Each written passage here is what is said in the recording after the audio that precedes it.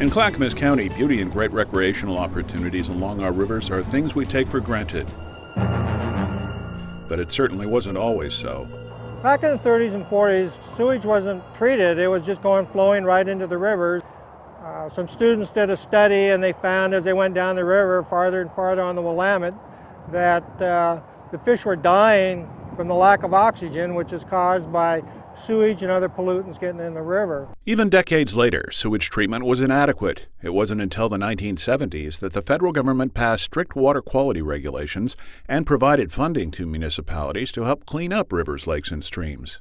The Tri-Cities District is really a product, or a child, if you would, of the Clean Water Act that was passed in the early 1970s. That program paid about 75 to 80% of the total cost of the plant that I'm standing in right now. And that was a very good opportunity for the local community to really leverage some federal funding that was around at the time. The Tri-City Service District Water Pollution Control Plant is located on the Clackamas River, just a short distance from its confluence with the Willamette.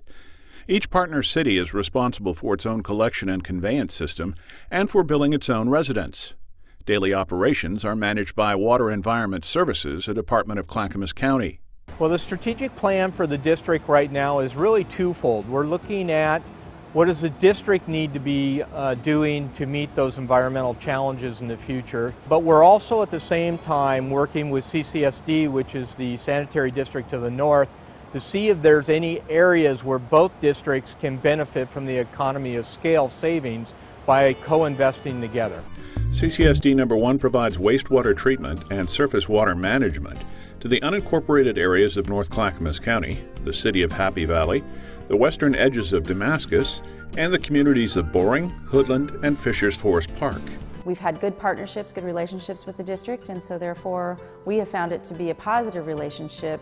The counselors and myself, we try to keep a close eye on how that's working for our citizens to make sure that we're getting the best treatment, the best healthy treatment for our citizens of the Happy Valley. I think CCSD's role in this is to think to the future. We never think about today, and so I think that that's where our vision, and my particular vision is to say, what's CCSD going to do in the future? What it means to our residents is economy of scale. We can join a much larger organization, and that way we can save money to our residents, but it also saves money for the unincorporated areas of Clackamas County that are in the district.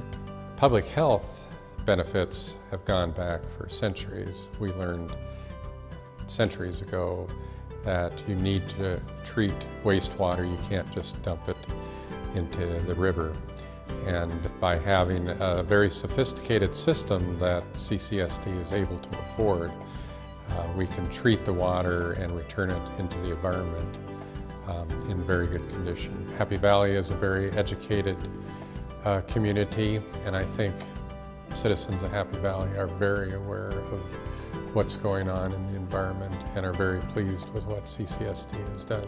While the plant has roughly 15 years of capacity remaining, capacity isn't the only issue. A tougher regulatory environment will require specific treatment of pharmaceuticals, other chemicals, and harmful metals.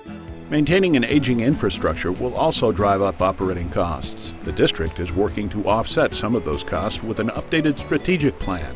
Clackamas County Service District number 1, or CCSD, which is experiencing a capacity shortage, is currently funding a multi-million-dollar expansion project at the Tri-City plant.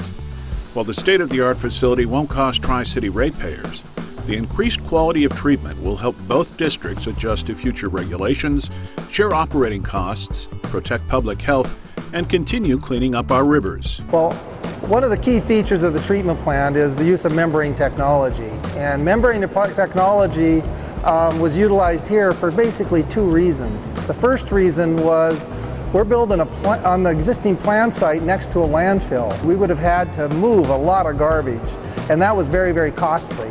Another feature has a very small footprint comparatively, and by using that very small footprint plant, we're able to totally enclose it, like in this building right here. We've incorporated a number of stormwater management technologies here at the treatment plant that can be used to demonstrate to commercial development and industrial development in Clackamas County. One feature is right here. We're standing on the future green roof on top of the membrane building. When it rains, the green roof works like a sponge and absorbs the water so it doesn't immediately run off. We have three other features that are demonstrating stormwater management here. One is the maintenance road is pervious pavement. And what that is pavement that the water will, instead of run off, will go through. The next level is the impervious pavement that it actually runs off. And then finally, we have Agnes Avenue is being improved as a green street in cooperation with Oregon City. So all the runoff from it will go to the bioswale where it will receive stormwater treatment. So we have a 2-acre-foot stormwater retention basin, and we have enough capacity to gather all the stormwater on the site up to a 10-year, 24-hour storm, a very large storm event, without any stormwater runoff from the site. So we brought nature back into an industrial development. Well, this is the first purple pipe leaving the Tri-City wastewater plant. From the gallery out to the street, we have a 24-inch purple pipe, and that can be connected to send water to any user in the future that needs reclaimed water. When we start this plant up, it will be the largest membrane treatment facility in the Pacific Northwest. Treatment plant's main job is to protect public health, and that is what we're really concerned about here. And one of the byproducts of us being concerned about public health and producing a good quality effluent is that people are able to enjoy the river for boating and other fishing and other recreational activities without having to put up with bad smells or any other types of gross material that may get into the river. Tri-City Service District is a tremendous asset for the ratepayers and the residents of the three cities. And they have been very well served by the staff and the facilities there. And a lot of hard work has made it that way, and it's going to take hard work to continue to provide it.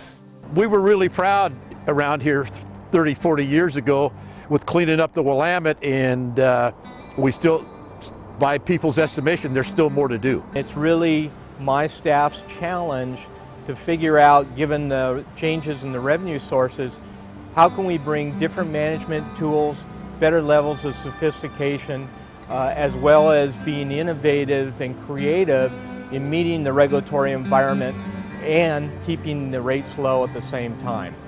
It's a challenge, and we're working towards that direction.